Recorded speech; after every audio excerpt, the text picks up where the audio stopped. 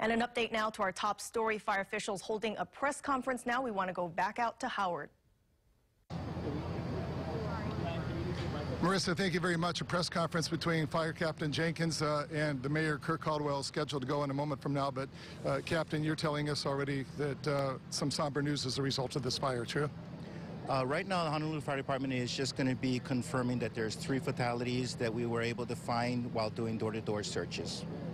Being up there, were your firefighters able to get hoses up there, get water up there? Talk a little bit about the challenges in trying to get to the source of the flames. I'm sorry. I'm actually catching 2 interviews at the same time on the phone. Basically, right now, I'll reiterate our statement. But right now, Fire Department is conducting a search, and we have confirmed at least 3 fatalities. We will continue doing our search, and then when there's more information, we'll provide that momentarily. Mayor Kirk Caldwell is walking up now, so we'll bring the mayor into this.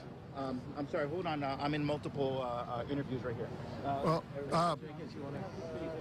Mayor, we're on live right now.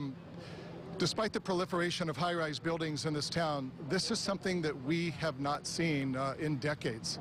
Well, I just want to say, one, we have now 3 fatalities that we know of. We have 100 firefighters on scene. I want to thank all our first responders, from our firefighters to the EMS personnel to our police department. They're all here doing everything possible to make sure there are not further fatalities. We're very concerned. We want to make sure we contain this fire as quickly as possible. We have evacuated people from the floors above the fire. Others are sheltered in space.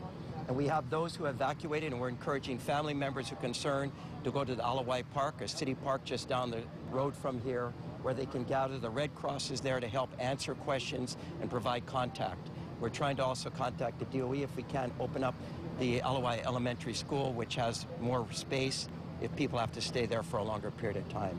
At this point, I'd like to turn it over to Chief Nevis to say a few words. Thank you very much. Yeah, like the mayor said, we got an active firefight going on right now.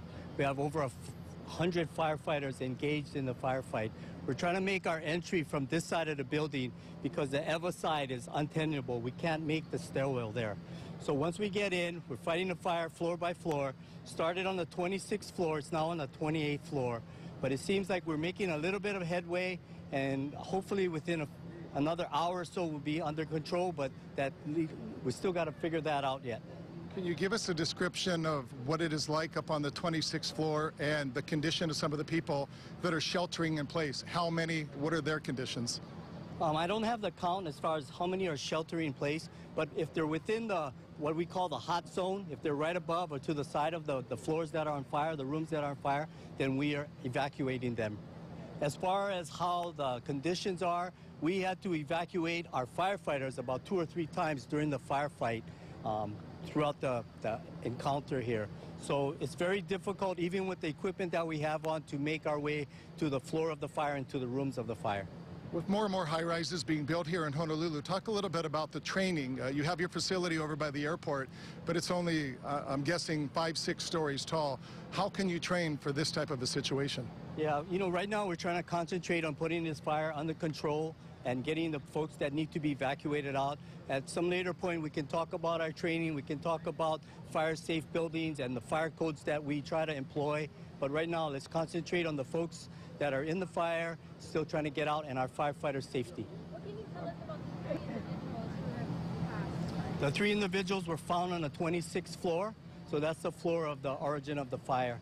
And right now, we're going door to door to see if there's other folks. We're not sure exactly what the total count is right now. Male, female, ages? We don't have that information right now.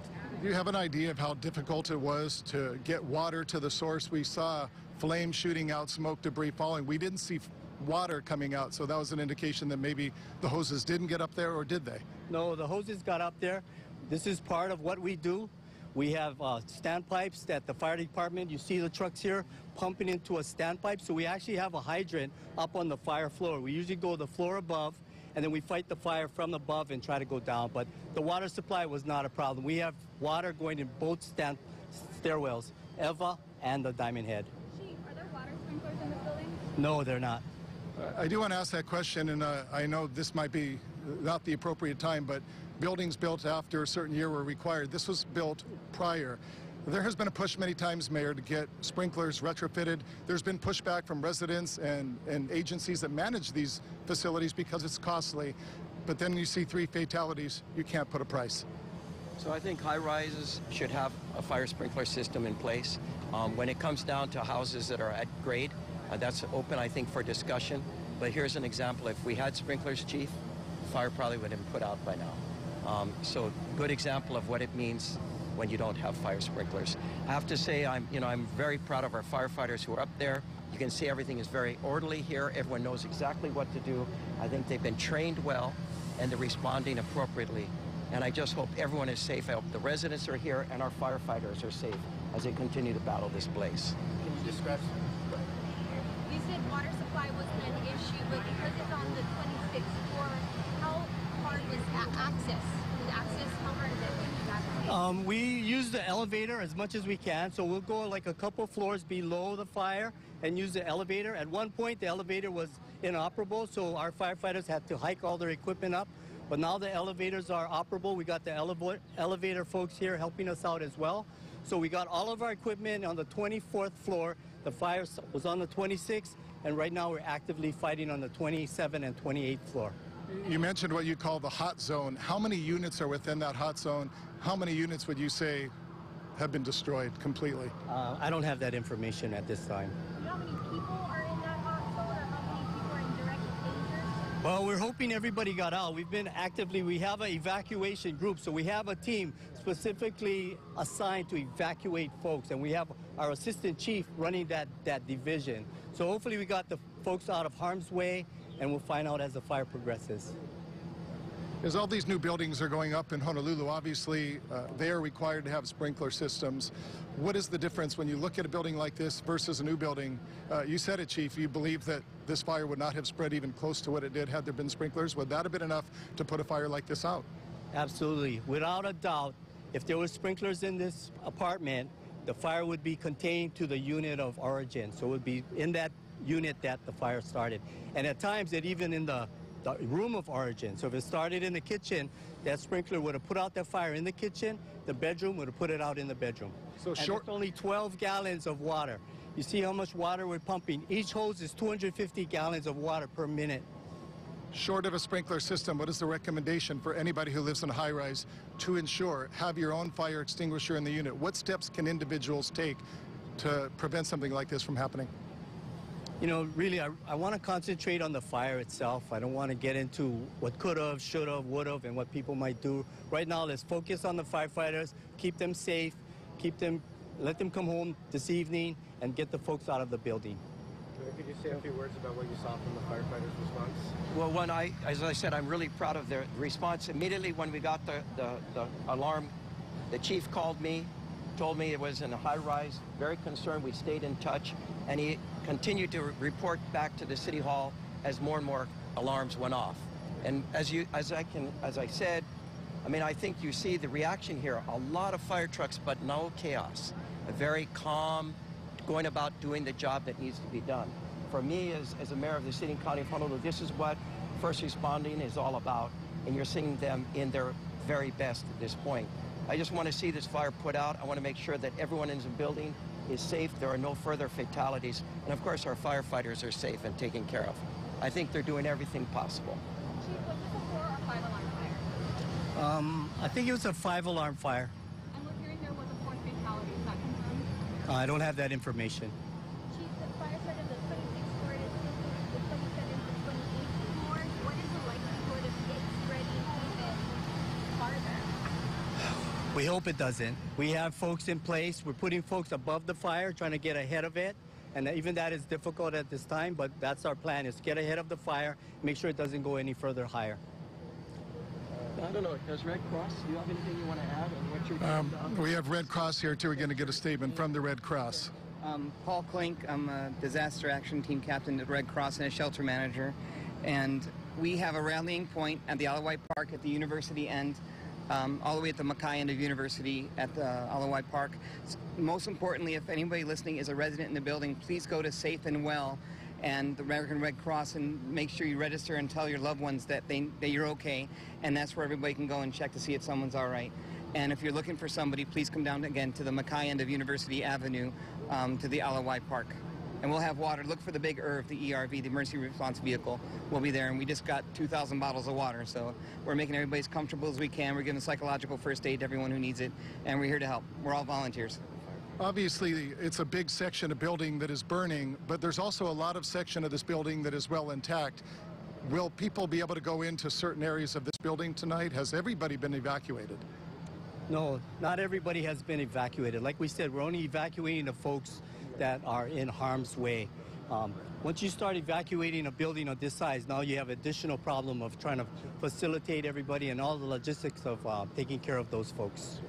Right now, the firefighters we are rehabilitating our firefighters as well. So you don't see very many firefighters here. We're doing it on the 24th floor. So we have new air bottles, we have water, we have extra firefighters, other groups that will be going into the firefight, so we rotate our folks out. Do you have a count of how many men and or women might be in the building at any given time? Firefighters? Well, we have a total of 100. Some are working different aspects. Some are water supply, making sure, like we said before, the water is continuous up to the top. Others are doing other functions. Any heat, smoke, or related injuries on the part of any of your team? Not yet, and hopefully we don't have any. But one of the things that you talked about training, just a couple years ago, we did a training for our entire department called Fireground Survival. And that's teaching our firefighters how to save themselves. This past year, we're doing rapid intervention training. That's having a team of folks that go in and rescue our firefighters once they get in harm's way. So right now we have 2 RIT teams, or rapid intervention teams, one on each side of the building, just in case we have to go in and rescue our folks. Earlier in the fire, we did have a mayday, so we did call one firefighter was unaccounted for, but within minutes we had accounted for him, and the firefight continued. I want to make sure everybody else gets a chance to ask questions. Anybody else? I did also want to announce that the Alawai Rec Center, our rec center, just opened up. So we have a place for the Red Cross to be in until we get the DOE to open up the Alawai Elementary School. So people who are outside can move inside and have a place to shelter from the sun and be able to be a little more comfortable.